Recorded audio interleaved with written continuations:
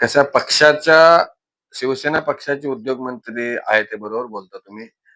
परंतु मी जिल्हा प्रमुख म्हणून पक्षाची वाटचाल या विभागामध्ये, तालुक्यामध्ये, जिल्ह्यामध्ये आम्ही करत असतो.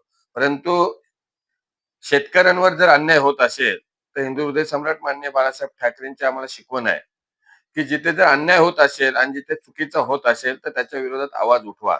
आणि या विभागातील सर्व शेतकरी म्हणजे तुम्हाला सांगतो शिव, बेनशी, चोला, कुर्डूस, कुसुमले, श्रीगाव या ग्रामपंचायतमध्ये हजारो शेतकरी आणि त्या शेतीतून त्यांची जी पाईपलाईन जातोय आणि बाजूला शापूर धरणच्या ठिकाणी जो प्रकल्प येतोय आणि त्या प्रकल्पासाठी 96 लाख रुपये आणि विकसित भूखंड असा जिथे रेट ठरवला जातो.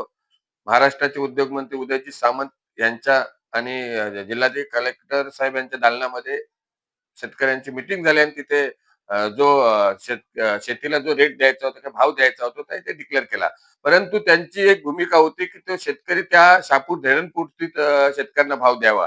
परंतु त्या प्रकल्पासाठी जी पाण्याची जलवाहिनी ज्या आमच्या भागातील शेतकऱ्यांच्या शेतीतून जाणार आहे, आमची मागणी हीच आहे की जो भाव तुम्ही त्या शेतकऱ्यांना द्याल तोच भाव आम्हाला आमच्या या विभागातल्या शेतकऱ्यांना सुद्धा तोच भाव मिळायला पाहिजे आणि तोच विकसित भूखंड तुम्ही तिकडे देणार आहात तो सुद्धा आमच्या शेतकऱ्यांना मिळाला पाहिजे. आणि इथे काही पक्षाचा किंवा राजकारणाचा प्रश्न नाही. आम्ही शेतकऱ्यांचे आहोत. आम्ही शेतकऱ्यांची बाजूने आम्ही लढणार आहोत. कारण आयुष्यभर आम्ही शेतकऱ्यांची इकडले सर्व जनता आहे वेट्याकुटीला आलेला आहे. एमआयडीसीला पिकती जमीन हे एमआयडीसीला कवडीच्या मोलांनी दिलेले आहे. ते काय त्यांना काय त्याचे काही पैसे पण मिळालेले नाहीत. त्यामुळे जो भाव आहे तो त्या शेतकऱ्यांना मिळायला पाहिजे.